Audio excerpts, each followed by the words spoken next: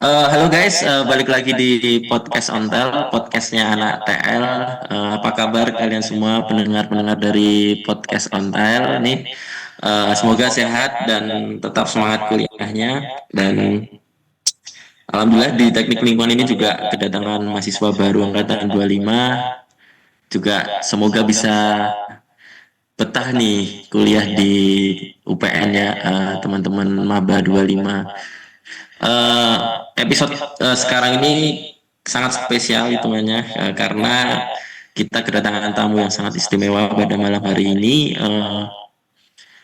Pokoknya ini bakalan podcast yang seru dan mungkin teman-teman sudah bisa lihat di sini, bintang tamu kita di sini ada Om Indra Prasta dari vokalis The Rain. Oke, tepuk tangan dulu teman-teman. Ya, halo Om Indra. Halo, selamat malam. Disapa dulu teman-teman dari teknik lingkungan ya. Anak-anak teknik lingkungan UPN ya. Jadi Om Indra ini podcast Ontel, kenalin, aku Hafid dari Himpunan Mahasiswa Teknik Lingkungan di sini sebagai host untuk podcast malam hari ini bersama Om Indra. Siap. Gimana Om kabarnya Om? Sehat? Kabar baik. Udah kangen sama Jogja nih. Terakhir ke Jogja itu kayaknya sebulan lalu apa ya? Sekitar. Oh iya. Kemarin, iya. Iya. Story-nya Mas Tifna nih ya. Iya, iya. Sama Om Indra juga kemarin habis manggung. Mm-mm. Kesibukannya sekarang baru apa nih Om? Rain lagi menggarap album studio ke-8. Oh ya, Lagi jalan rilis single terus. Kemarin kita baru rilis single beberapa bulan lalu dan ini udah langsung masuk produksi buat single berikutnya. Jadi tahun 2025 kita memutuskan untuk tetap produktif aja bikin karya. Oke, sukses nih buat singlenya. Mungkin Makasih. masih dirahasiakan ini single-singlenya atau udah ada yang di spill-spill gitu? Yang berikutnya bukan dirahasiakan dong, yang belum rampung. Oh ya. Berarti baru proses pembuatan. Iya. Ya jadi di sini Om, podcast Ontel ini sebenarnya ini kan bahas tentang dunia perkuliahan dan lain-lainnya. Nah, Wah, siap. pada malam ini kita kedatangan Om Indra di sini sebagai vokalis The Rain. Makasih Om udah datang di sini. Pendengarnya ini anak-anak kuliah dan lain-lainnya, jadi mungkin bisa lebih relate lagi dengan throwback ke masa-masa kuliah Om Indra dulu di gimana dan lain-lainnya. Mungkin di sini aku mau tanya dulu Om, kan Om Indra dulu merantau ya ibaratnya dari Pekanbaru ke Jogja dan lain-lain. Nah, gimana sih dulu proses merantaunya gimana? Terus kenapa merantau ke Jogja itu kenapa dan lain-lainnya? Dulu Jogja karena kakak saya udah duluan. Udah duluan hijrah ke Jogja, keterima di UPN Geologi dulu. Terus saya nyusul tahun 98, lulus SMA tahun 98, keterima UMPPN waktu itu namanya, yang PTN itu apa ya? Terus jadi SPMB, terus sekarang nggak ngerti apa namanya. Tapi dulu namanya UMPTN. Udah deh merantau perdana ke Jogja dan waktu itu waktu baru-baru kuliah tuh sempat ngerasa ini bener nggak ya aku di sini. Sempat ngerasa seperti itu. Sempat agak kehilangan arah sampai malah malah baru benar-benar berasa betahnya itu ketika udah mulai band-bandan di Jogja. Oh, band-bandan. Kalau pernah dengar nih dari podcast-podcastnya Om Indra dulu nih, pertama kali ketemu sama Om Iwan ya atau? Iya, ya itu gitarisnya Drain itu saya tetanggaan kos. Tetanggaan kos. Kampus saya gitu. Nah, terus saya belajar gitar sama beliau dan waktu itu dulu saya berasal dari kota Pekanbaru yang saat itu iklimnya tuh yang kalau band-bandan itu membawakan musik dari band lain yang udah terkenal semirip mungkin gitu, tapi belum nulis lagu sendiri. Nah begitu saya ke Jogja, terus ketemu Mas Iwan, dia udah bikin lagu sendiri, saya terpacu. Dan waktu itu saya bikin band kampus. Nah, ketemu sama kakak kelas yang ngeband juga. Akhirnya pada suatu malam, acara malam kesenian di kampus itu, teman-teman dari dulu namanya bukan Dren ya, Noren dulu namanya. Teman-teman dari Noren ternyata nonton saya manggung sama teman kampus saya di halaman kampus saya. Terus habis itu diajakin jadi vokalisnya Noren yang akhirnya berubah menjadi Dren. Jadi buat saya kuliah itu kalau nggak kuliah ya nggak ada bedanya, semuanya inilah one thing led to another, man. Ini udah fasih-fasih bahasa Jawa dikit nih Om Indra, ini udah kelamaan di Jogja ya. Jadi pada akhirnya bisa ketemu dengan beberapa teman-teman tadi, Om Iwan juga main gitar bareng-bareng, itu emang berkat dari kuliahnya gitu ya Om? Ya betul. Jadi kuliah itu ini ya, pintu menuju banyak mimpi-mimpi dan banyak hal-hal baru. Jadi, kuliah itu membuka pintunya waktu itu. Ya. Mungkin Om Indra nih selama kuliah di Jogja ada anu ya Om, pengalaman paling unik nggak kuliah di Jogja ini kan, ketemu dengan Om Iwan main gitar dan lain-lain, mungkin pengalaman paling unik nih dari Om Indra selama proses terbentuknya Dren selama kuliah juga itu apa? Ya, kuliah banyak banget pengalaman berkesan. Ya, salah satunya tentunya pengalaman merantau ya, karena belum pernah merantau sebelumnya, tahu-tahu jauh dari orang tua, terus jadi lebih bertanggung jawab, jadi lebih menghargai apa yang tadinya kurang menghargai. Pengalaman uniknya itu paling ini ya, nyari cara biar bisa mudiknya lancar gitu dulu, karena dulu untuk mudik itu saya harus naik ya kalau nggak naik bus, naik kereta dulu ke Jakarta. Itu masih yang keretanya masih yang masih gelar koran itu, duduk di bawah. Duduk di bawah Masih gitu. masih seperti itu gitu. Terus nanti terdampar di stasiun Gambir di Jakarta sekian lama, ya segitulah. Beli tiketnya kan belum online ya, jadi harus antri lama. Itu ya pengalaman-pengalaman merantaunya itu yang jadi cerita berkesan. Dan tentunya juga ketemu teman-teman dari berbagai daerah. Akhirnya saya yang tadinya nggak bisa bahasa Jawa belajar bahasa Jawa. Terus pengalaman praktek, saya dulu kuliahnya ini Fakultas Kehutanan. Terus kita praktek magang itu di salah satu perusahaan di Sumatera. Itu menyaksikan langsung bagaimana pembalakan liar terjadi, bagaimana si pembalak liarnya justru malah berani melawan pakai chainsaw-nya itu. Nah, waktu magang itu yang ada di pikiran saya, aku kita ben-benan welah Riki. Yuda, ya itu. Jadi kuliah itu mengasah nalar, membuka banyak pintu baru, nggak mesti terpaku sama bidang studi gitu. Saya nggak pernah ini sebenarnya. IPK nggak pernah bagus. Cuti hampir 2 tahun. Alhamdulillah dikasih cuti.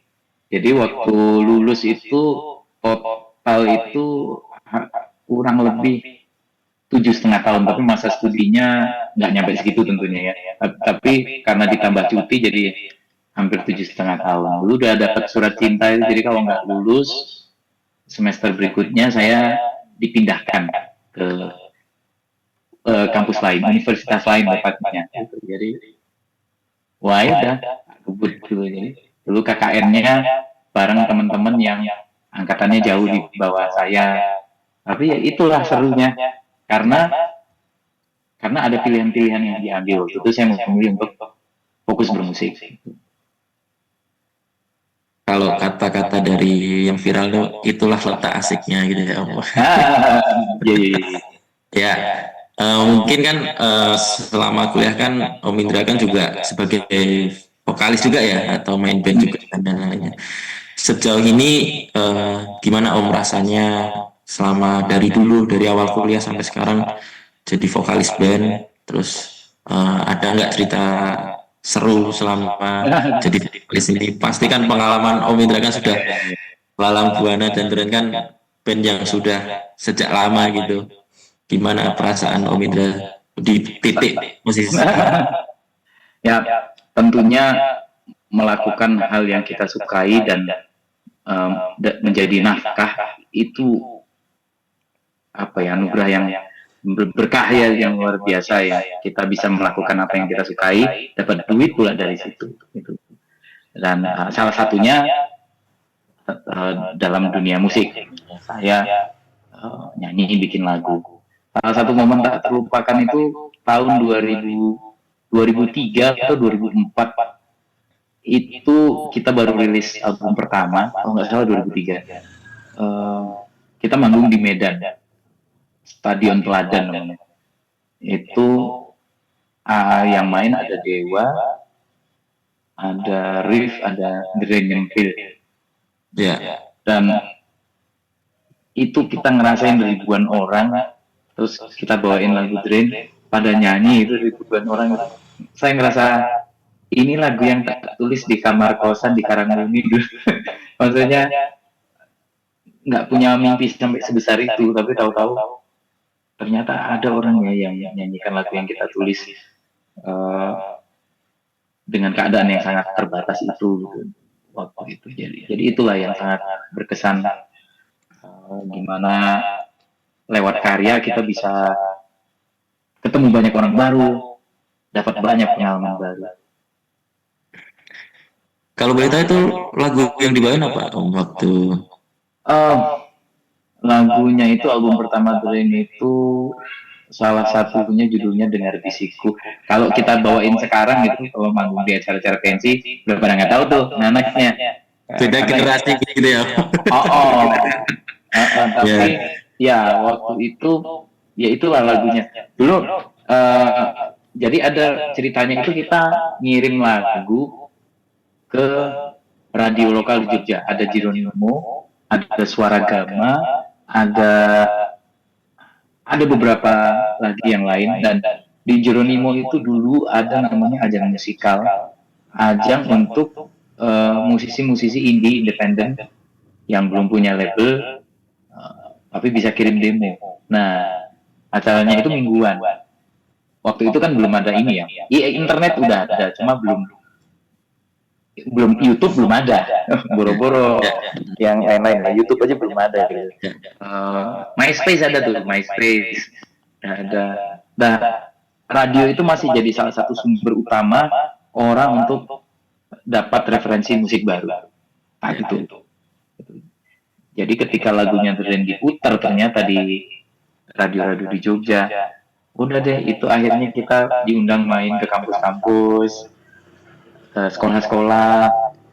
Duitnya kita tabung buat rekaman, buat bisa nawarin ke perusahaan rekaman. Jadi kita naik kereta ke Jakarta, nawar-nawarin demo.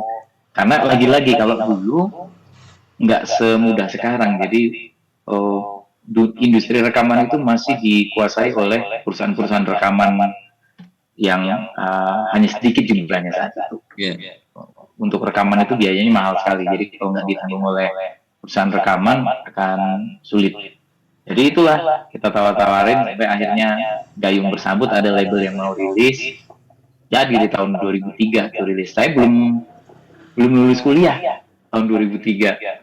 Teman-teman yang lain yang sangkatan udah pada lulus tuh 2003. Saya masih cuti sampai akhirnya 2005 baru lulus kuliah gitu.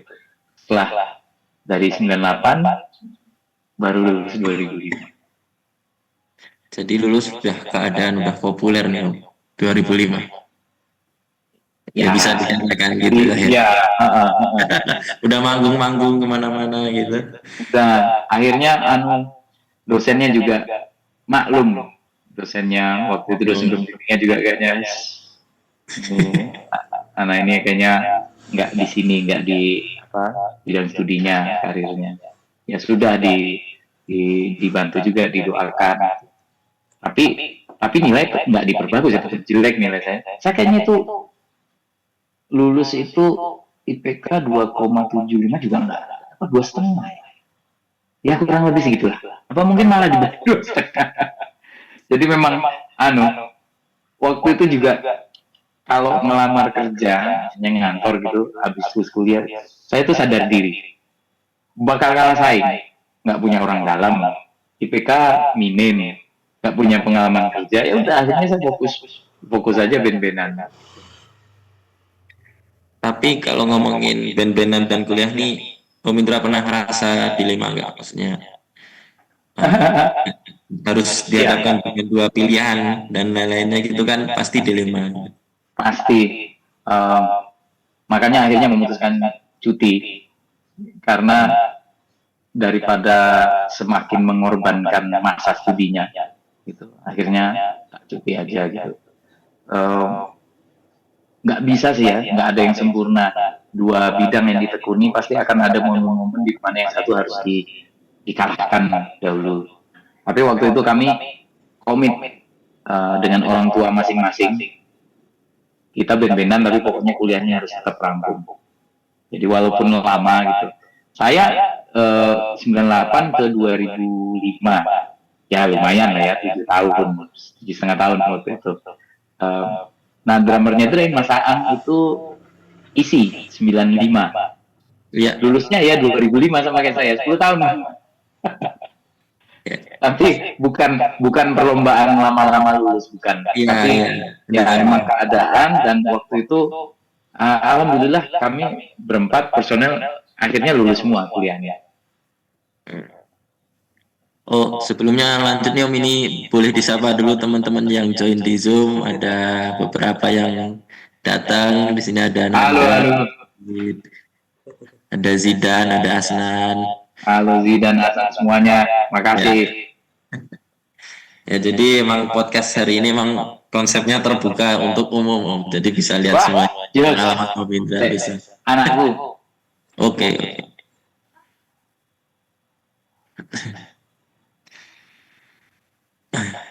Siap.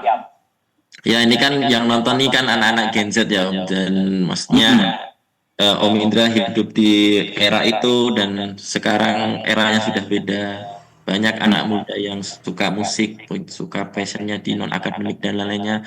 Mungkin Ya. Om Indra bisa memberikan pesan ke mereka yang di bidang kuliahnya, di bidang non akademiknya, dengan sekarang potensi yang ada, bisa tolong disampaikan Om kepada Gen Z ini yang masih menempuh jenjang perkuliahan. Ya, um, kalau saran dari saya, hidup itu terlalu luas, terlalu singkat juga untuk dihabiskan dengan cuma melakukan satu hal yang kita kuasai, yang kita suka gitu. Banyak hal yang bisa dicoba, tapi jangan lupa ada tanggung jawab yang harus diselesaikan. Dalam hal ini kuliahnya, dia caranya kudu rampung. Iya, caranya gitu. Harus rampung dan pada akhirnya nanti sebenarnya orang bilang kan kayak kalau udah lulus kuliah itu sering ada yang bilang welcome to the jungle dan selamat datang di dunia. Sebenarnya the jungle is here, is now. Nggak usah nunggu lulus kuliah, udah di jungle-nya kok sekarang. Jadi nggak perlu dijadiin alasan untuk menunda ketika banyak hal yang sebenarnya pengen kamu wujudkan. Nggak harus nunggu lulus kuliah dulu. Kalau memang bisa dilakukan di kecil dari sekarang, lakukan. Akan ada momen-momen di mana salah satu harus dikorbankan, disalahkan. Ya nggak apa-apa kan, nggak sempurna ya hidup ini ya. Tapi lebih baik sekarang dibanding nanti udah uh, umurnya terus nambah, akan semakin sedikit kesempatan untuk melakukan banyak hal. mumpung masih bisa sikat, tapi bukan berarti harus melakukan semua hal. Kadang-kadang ada juga yang kebablasan, semua dijajal, semua dicoba, nggak apa sih ya untuk pengalaman, tapi nanti jadi kehilangan fokus. Kalau boleh kasih saran, cari satu atau dua yang pengen ditekuni, yang mungkin lebih dari satu nggak apa-apa, tapi jangan-jangan. Terus udah tekuni. Kuncinya adalah mau mencari hal baru dan konsisten dengan hal itu, pasti Benar, benar. jadi turning point. Ya, kalau eh, cobaan pasti ya, ketika kita memilih sesuatu akan ada konsekuensinya yang menyertai dan bentuknya bisa, rasanya bisa kayak cobaan. Dulu saya waktu udah mulai band-bandan itu udah mulai jadi duit dari musik gitu, walaupun belum banyak.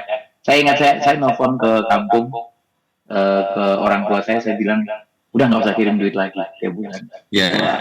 Nyesel. Ya, karena kan nggak karena nggak tetap ya, nggak fix ya. Waktu itu udah pede. Sebenarnya karena saya nggak enak, karena saya kuliah nggak rampung-rampung. Gitu. Orang saya itu wisuda, orang tua nggak datang karena saya emang nggak mau orang tua datang, malu, udah kasihan ya. Jadi waktu saya wisuda saya cuma kirimin foto.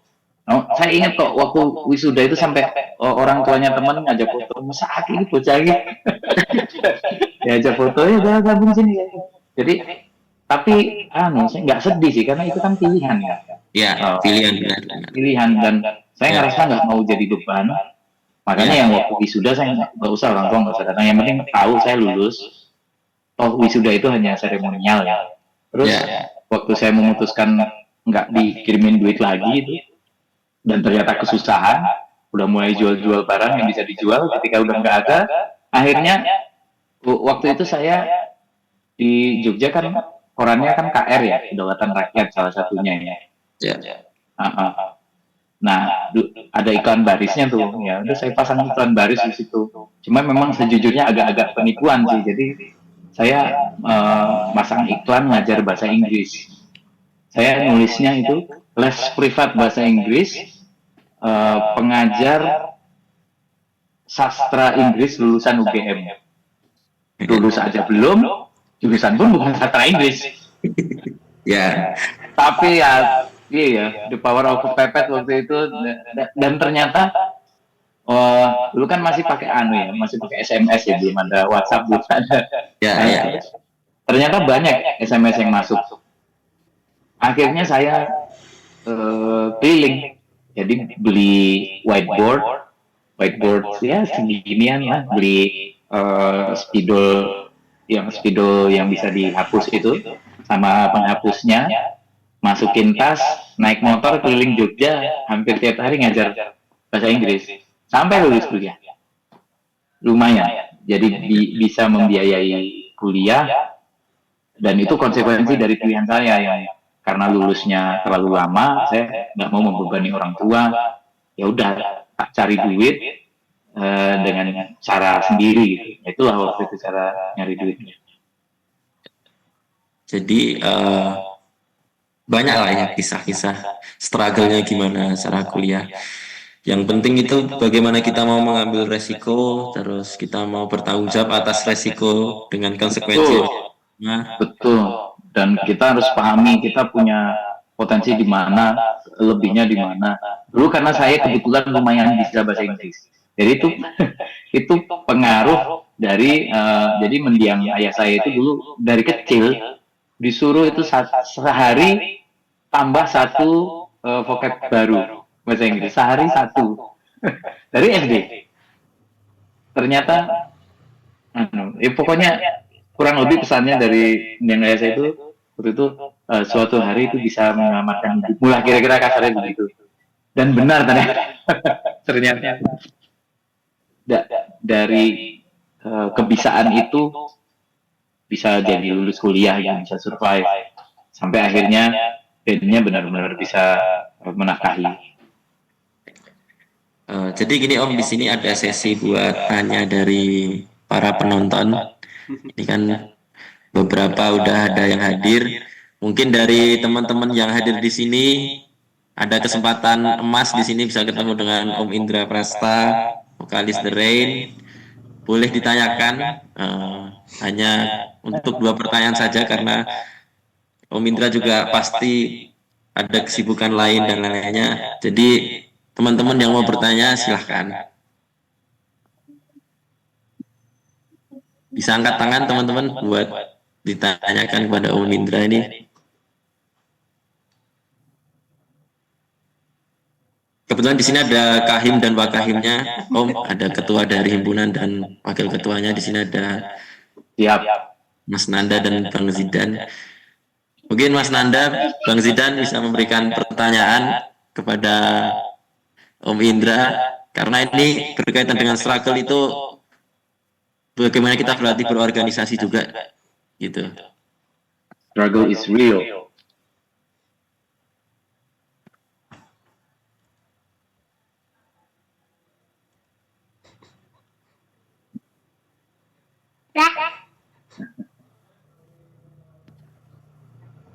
Mas Nanda, mungkin ada pertanyaan Mas Nanda?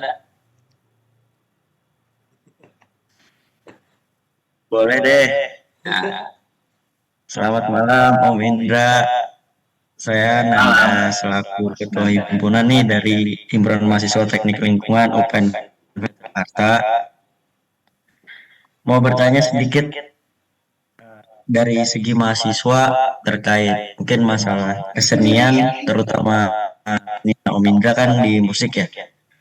Gimana sih Om tanggapannya terkait kita sebagai mahasiswa ini ingin menggebu-gebu gitu, pengen membuat acara kesenian, konser musik. Uh, Mungkin struggle-nya di kami susah ya membuat entah SDM-nya juga belum siap, entah dari dana juga agak susah. Mungkin pengalaman Om mungkin selaku musisi ada pesan atau gimana biar kami ini bisa step up ke sampai ke titik bisa membuat event sebesar mungkin festival-festival yang ada seperti itu Om. Oke, makasih Nanda, bagus banget ini pertanyaannya. Ya, kebetulan kita sering manggung di kampus dan SMA yang acaranya itu dihandle oleh mahasiswanya dan siswanya gitu. Dan tentunya kemampuannya beragam, kondisinya juga beragam. Ada yang memang belum pernah bikin event dan banyak ketidakrapian, ada yang udah terbiasa. Menurut saya yang penting ini sih, tim nggak perlu besar-besar. Kalau mau bikin event itu, usahakan timnya semini mungkin jadi dulu. Tim intinya benar-benar jadi dulu, solid dulu. Konsep acaranya benar-benar harus jelas. Pembagian tugasnya harus jelas dulu. Dan setelah itu baru deh cari funding ya, cari dana. Dan ketika sudah berjalan, masalah klasiknya biasanya ini nih. Setelah hari H, yang kerja berkurang jauh gitu. Itu yang sering dicurhatin sama teman-teman mahasiswa gitu ya, panitia gitu. Pengen capeknya pas persiapan doang.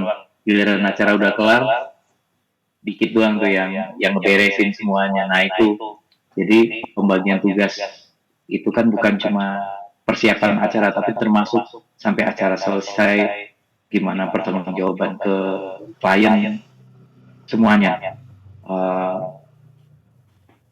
Hindari membuat acara yang kayak menjadi dalam waktu yang sangat singkat. Jangan, kalau perlu persiapannya setahun sebelumnya lebih baik lagi. Kalau bisa bikin konsep yang memungkinkan untuk regenerasi, itu akan jauh lebih bagus. Akan jadi pride juga buat angkatan yang dulu pernah menggarap acara tersebut. Giliran digarap oleh angkatan yang di bawahnya, udah ada milestone-nya, udah ada template pelaksanaannya, akan lebih mudah angkatan bawahnya untuk ngejalanin. Tapi tentunya harus ada yang mulai duluan gitu. Jadi pasti akan ada trial. Itu aja. tidak sederhana ya bikin acara, banyak banget faktornya. Start small sih kalau saya boleh saran. Jangan muluk-muluk dulu bikin festival gede. Bikin sekecil mungkin dulu. Udah berhasil, uh, bahkan kalau bisa bikin internal dulu tanpa harus mengundang publik ya, umum ya. Kalau itu udah berhasil, naikin pelan-pelan. Itu.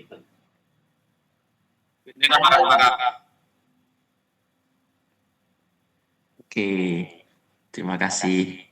Mas Nanda, masih ada tanggapan atau cukup? Cukup, terima kasih Om atas jawabannya. Sungguh-sungguh memotivasi. Dari kami, insya Allah nanti di Februari sih ada festival kecil-kecilannya internal dulu. Harapannya nanti seperti itu, nanti berlanjut terus makin besar, makin besar, makin besar. Amin, amin, amin. Ya. Oke, terima kasih Nanda buat pertanyaannya. Mungkin di sini ada untuk pertanyaan terakhir nih, tanya-tanya jawab dari para penonton. Ada yang mau bertanya? Mungkin Mas Zidan sebagai wakahim kita di sini.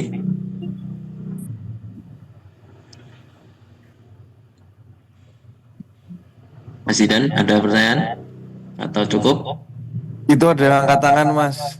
Oh, ada angkat tangan, Radit. Oke, siap. Mau nggak, Mas Radit? Terima kasih Mas Hafid. Baik, terima kasih waktunya. Perkenalkan nama saya Raditya Arganta Permana dari HMTL atau Himpunan Mahasiswa Teknik Lingkungan UPN Veteran Yogyakarta. Jadi Om, saya kan juga pernah lah ikut dari festival musik dan lain-lain buat nyiapin staging ataupun produksi yang diperlukan. Nah, cuman seperti yang Mas Nanda tadi pertanyakan, saya tuh lebih bingungnya tuh ke konsep acara awal yang bagus tuh seperti apa yang menurut Om Indra tuh cocok dengan tren masa kini. Dengan Om Indra yang udah pengalaman sebagai musisi kan jadi lebih tahu kemajuan musik sekarang supaya acara tuh banyak peminatnya dan untuk kemajuannya tuh lebih mudah gitulah. Jadi kan pengennya kan satu acara walaupun trial and error tapi kita menginginkan yang terbaik. Nah, bagaimana konsep yang terbaik dengan acara kecil-kecilan? Soalnya kita pernah bikin acara kecil-kecilan, cuman menuju ke step yang untuk ke umum itu tuh kita masih kebingungan. Konsep yang benar itu seperti apa, harus diwadahi sebagus apa seperti itu. Oke. Thank you, Radit. Ya. Kalau mau konsep terbaik tentunya nggak ada ya, bukan perlombaan gitu ya. Tapi kalau mau bikin acara yang mudah diterima atau menarik bagi target market kita, tentunya nomor satu tentuin dulu marketnya, siapa ini yang mau ditargetin buat datang ke, misalnya di kampus nih, kita bikin acara di kampus untuk umum. Siapa nih yang kita harapin bisa datang ke kampus kita? Itu dulu ditentuin. Kalau udah tahu, nanti bisa lihat demand-nya paling tinggi di mana aja, baru ngelis. Misalnya ya kita bahas artisnya ya, baru kita bahas. Semakin tinggi demand terhadap artis itu, sudah pasti satu, jadwal akan semakin sulit untuk didapatkan. Ya, jadwal. Lagi siapa yang lagi naik, si A gitu, mungkin bisa setengah tahun sebelumnya, berarti kecil kemungkinan bisa kalau kita jauh-jauh hari. Nah, selain itu, selain jadwal yang semakin sulit, pasti angka honor si artis akan semakin tinggi, berarti PR buat funding akan semakin besar gitu. Itu ya rumus ekonomi ya, high demand. Tapi kalau kita tidak bisa mencari itu, tinggal disesuaikan aja ya. Jadi misalnya kita nggak dapet artis yang high demand banget, gitu, dapetnya sedang-sedang aja, mungkin kita bisa bermain di tema, gitu, bermain di era. Itu yang dilakukan sama kan ada 90s Fest, terus ada Everblast Fest, itu festival spesial 2000-an. Mungkin bisa cari yang era 2010-an atau era 2020-an. Jadi nggak harus yang artis top 5-nya, tapi yang kita jual adalah era atau jual tema. Misalnya yang joget ya, tema joget, atau yang patah hati gitu. Kita pernah kebetulan di Jogja tuh pernah ada yang bikin konser patah hati, salah satu yang diundang Deren karena ada lagu Deren judulnya Terlatih Patah Hati. Terus ada beberapa musisi lain juga yang ada patah hatinya lah. Sebenarnya kita kan bukan musisi yang demandnya tinggi kayak Sheila on Seven gitu, nggak, belum segitunya gitu. Dan tapi karena temanya dapat, akhirnya acaranya sold out. Itu di salah satu kampus di Jogja, ingat saya. Jadi artis populer terkenal bukan satu-satunya cara gitu untuk bikin event yang menarik. Banyak cara. Itu dari saya. Baik, terima kasih Om Indra atas ilmunya. Semoga bisa diterapkan juga buat kami, teman-teman HMTL juga, supaya acara kedepannya tuh lebih besar lagi. Amin. Seperti itu. Terima kasih Om Indra. Sama-sama. Oke, makasih Radit. Mungkin ini ada pertanyaan terakhir, tadi ada Raffi yang angkat tangan ya. Mungkin Mas Raffi tadi mau bertanya ya. Ini untuk pertanyaan terakhir ya, Om. Ya, terima kasih atas kesempatan pertanyaannya. Di sini saya ingin bertanya pada Bang Indra, karena kita satu hobi Bang, saya juga sering main musik dan suka musik juga, sempat juga ngeband tapi belum pernah ikut lomba sih, tapi lumayan cukup sering lah untuk bermain di dalam band gitu. Saya kebetulan sebagai gitaris dalam band. Nah, yang saya mau tanyakan itu di kesibukan pas kuliah ini ya Bang, pasti kan kuliah sibuk banget kan pasti. Dan untuk bermain atau latihan dengan teman-teman band itu kan pasti sulit ya untuk mencari waktu senggang atau waktu luangnya. Semisal saya senggang, ternyata teman saya yang lain tidak senggang gitu kan. Nah itu bagaimana ya Bang untuk mengembangkan band saya yang dibentuk pada kuliah ini untuk menjadi lebih maju, seperti tidak jauh-jauh dulu dari mungkin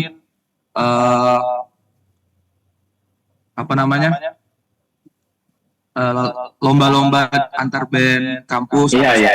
Itu sepertinya. Seperti itu sih Bang. Aku penasaran aja sih gimana progres pas makasih. Ya, makasih Raffi. Ini masalah klasik dari dulu sampai sekarang masih sama nih, nyocokin jadwal. Jadi apalagi kalau beda-beda kampus. Ya kebetulan dulu Deren beda kampus semua. Jadi saya di UGM, Mas Iwan gitaris Deren di UII, Mas Ipul basis Deren UPN, Mas Aan drummer Deren di ISI. Kampusnya beda, bukan cuma beda jurusan ya, bukan cuma satu kampus beda jurusan, benar-benar beda kampus, jauh-jauhan pula. Tapi harus bisa balikin lagi komitmennya gimana.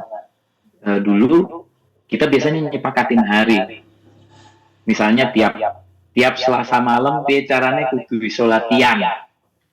Nah, kalau ada acara lain cancel. Ya itu dia, balik lagi kan nggak ada yang sempurna, harus ada yang dikorbankan. Dan itu yang kami lakukan waktu itu. Jadi nentuin jadwal, tentunya jangan biasanya selalu malam band-bandan waktu itu latihannya, selalu malam. Akhirnya balik ke masing-masing, dan di situ sebetulnya seleksi si band ini, yang mana yang nggak bisa komit. Nah, akhirnya balik lagi kan keputusan internal gitu. Nggak perlu ikut lomba, tapi kalau ada kesempatan ikut lomba itu ini ya, seru. Yaitu dulu sebelum sama The Rain itu ngeband sama teman-teman kampus, beda angkatan, beda jurusan. Kalau ada festival band di mana di Bantul, kami berangkat ke Bantul. Nggak pernah menang sih, tapi hati senang. Itu aja sih, perlu buat ngasah mental, ngasah skill juga, bikin kita jadi terpacu.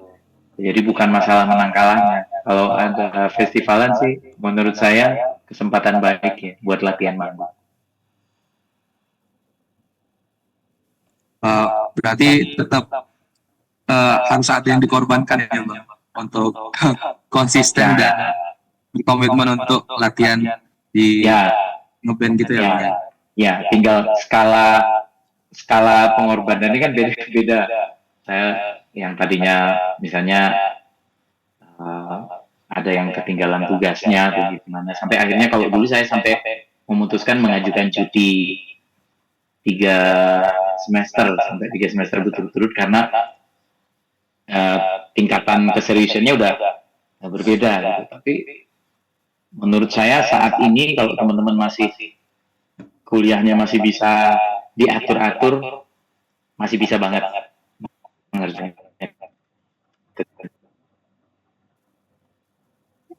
Baik, terima kasih Bang Indra atas Sama-sama.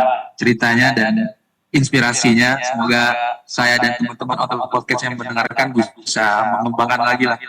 Amin.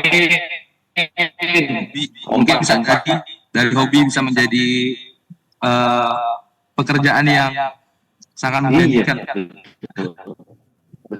Terima kasih. Oke, terima kasih Raffi. Kebetulan Raffi ini sering minggu di HMTL, Bang. Wah, Jadi suaranya kan bagus. Jadi memang pertanyaannya struggle-nya nih hampir-hampir sama nih sama Om Indra nih, walaupun beda zaman gitu ya. Oke, seru banget obrolan pada malam hari ini. Ya, Om Indra nih sekarang baru bawa gitar. Mungkin mohon izinnya nih Om, kalau boleh memberikan sedikit bawakan lagu kalau boleh Om. Karena kebetulan bawa gitar dan lain-lainnya. Jadi dari tadi aku lihat, oh ini Om Indra bawa gitar, ini baru latihan nyanyi atau apa. Kalau sedikit berikan lagu buat kami Om, kalau mohon izinnya Om.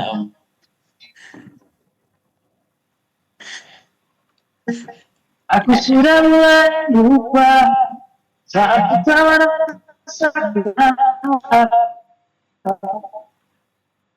oleh putus hingga cerita serius. Terima kasih kalian barisan para mantan dan semuanya pergi tanpa sempat aku miliki dan satu dunia sesali. Aku membuat sesuatu terjadi. Ini saya terbuat di pada hati. Tapi ketika terbuat di desa ini setelah kalian Sudah biasa, tidak tanpa alasan. sudah biasa. Bukan itu pasti aku tetap bernyanyi. Oke, terima kasih. Terima kasih Om Indra atas waktunya. Terima kasih teman-teman. Dan Om. Keren. Terima kasih. Bener-bener saya sangat berterima kasih pada Om Indra udah meluangkan waktunya di podcast, ibaratnya podcast platform yang masih merintis ini. Jadi terima kasih sudah dibantu menjadi guest star dan lainnya. Saya yakin ini pengalaman tak terlupakan. Saya ingat banget kalau boleh nambahin satu cerita dulu. Ya, boleh. Waktu kuliah. Jadi teman-teman itu bikin siaran radio amatir. Ya, lagi-lagi zaman internet ini ya rame ya. Jadi bikin siaran radio kampus. Satu kali doang saya diajak. Kebetulan lagi main malam-malam di kampus, disuruh muterin lagu sambil ngomong ala-ala penyiar. Itu momen cuma setengah jam nggak nyampe. Tapi dari satu momen itu akhirnya pada suatu masa saya jadi penyiar beneran 8 tahun siaran radio di Jakarta jadi nafkah selain keren. Cuma karena satu pengalaman nggak nyampe setengah jam di kampus. Itulah ajaibnya kampus. Ya. Jadi pada malam hari ini kita banyak insight dari Om Indra. Makasih udah memberikan wejangan-wejangannya dari kami Gen-Z ini yang masih ibaratnya di umur 20-an yang masih memilih jalan hidupnya. Pada intinya bisa disimpulkan bahwa saya harus berani mengambil resiko, terus terima konsekuensinya, dan yang paling penting adalah manfaatkan setiap momentum itu. Jadi sebuah turning point bagi kita semua. Oke Om, ada closing statement buat teman-teman di sini, pendengar podcast Ontel, buat bagaimana pesan Om Indra ke pendengar podcast Ontel ini. Ya, apapun yang dijalani, jalanilah dengan sepenuh hati. Itu aja. Oke, terima kasih Om Indra. Semoga cerita ini bisa jadi pengingat buat kita semua bahwa kuliah itu penting, tapi mengembangkan passion itu juga penting. Pada intinya kita harus seimbang dari keduanya. Oke, terima kasih juga buat pendengar podcast Ontel udah stay sampai akhir. Pembahasan yang sangat luar biasa, semoga menjadi pembelajaran buat teman-teman. Terima kasih juga untuk Om Indra udah meluangkan waktunya di podcast yang kali ini. Sukses terus buat The Rain. Terima kasih. Di album terbarunya, di album ke-8 ini. Semoga bisa sukses, semoga The Rain bisa tetap konsisten, sustain, dan saya yakin pendengar-pendengar The Rain pada setiap eranya pasti akan tahu The Rain itu siapa. Terima kasih. Amin. Makasih. Hafiz dan teman-teman semua. Sehat-sehat semuanya. Ya, oke, see you buat teman-teman ke podcast Ontel. See you. Terima kasih Om. Terima kasih. Ya.